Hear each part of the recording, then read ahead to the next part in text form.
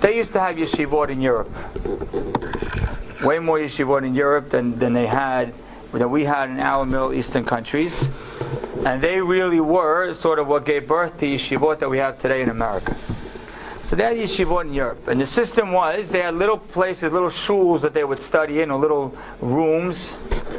And the boys would sleep not at home because they were too far away from home, and not in a dormitory because they couldn't afford a dormitory, and not in people's houses because people didn't really have room, so they would literally sleep in the shul. And they would hopefully get invited for a dinner, and that's how they would eat. And some nights they get invited, other nights they wouldn't get invited, and then they wouldn't eat. There was one boy who was 13 years old. He was the youngest of the whole group, living away from home. And the rule was that if you're older, you get a bench. If you're not older, you sleep on the floor. So this boy's sleeping on the floor every night. It's okay in the summer, not that big a deal. You sleep on the floor, it's warm. But you sleep on the floor in the freezing cold, frigid winter, it's rough. And there were nights that he ate and nights that he didn't eat. And he's studying great and he's unbelievably diligent. He's sleeping on the floor. One day he gets a telegram from his uncle, his mother's brother. And the telegram says, it's your uncle. Your aunt and I have no children. We have a nice business. We want you to come back. We think you're very smart. We want you to come back and take over the business. And one day the whole business will be yours.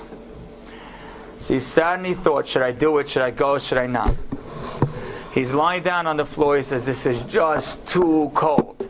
It's just too hard. I can't do this anymore. And on the floor, he made a decision. Tomorrow morning, I'm sending a telegram back to my uncle. Send a chariot. I'm ready to go. An hour later, the door of the shul opens up, and in walks this woman. Woman walks in. She says, "Hi, how are you? Well, what are you doing here? Are you the only person here?" The boy says, "Yes, I am the only person sleeping here on the floor tonight." She says, "You see, my husband passed away a week ago. I just got up from my Shiva today. And my husband used to have this small little business where he sold blankets, he sold covers.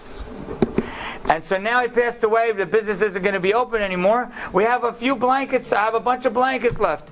And so instead of selling them to make a few dollars that I didn't really need, I said, you know what, let me try to elevate a soul. Let me give someone who's sleepy, who's cold, that could use this blanket.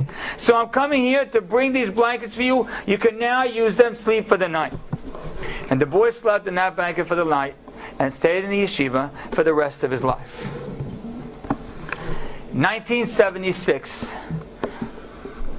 one of the great Gedolim in Israel, his name was Rav Shach. Anyone here familiar with Rav Shach? One of the greatest Gedolim in Israel. He calls in his grandson. He says, "We have to go." His grandson says, "Where are we going?" He says, "We're going to Haifa." He says, "Why are we going to Haifa, Grandpa? You're older, and it's freezing cold, and it's raining outside. Why are we going?" He says, "There's this woman who passed away. We're going to her funeral."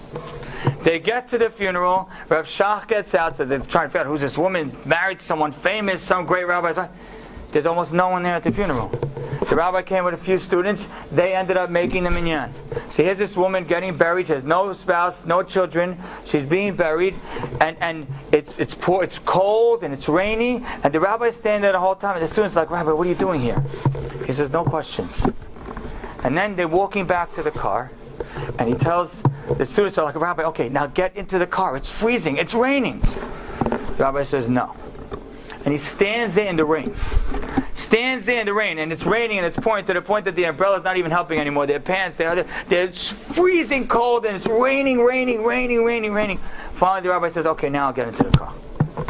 They get back home, and the students are like, "Rabbi, we need an explanation. You never go out. What is this? Some random woman in the middle of Haifa passed away. She has no family, and she has the gadol. Her daughter comes to her funeral. Explain." He says, "I'll explain. That's the woman with the blankets. She's the woman who brought in that blanket for me. And because of that, I am here today. That's the reason why I teach. It's the reason why I'm a rabbi. It's the reason why you're my students. I owe her everything. So Rabbi, once the funeral is over, get into the car."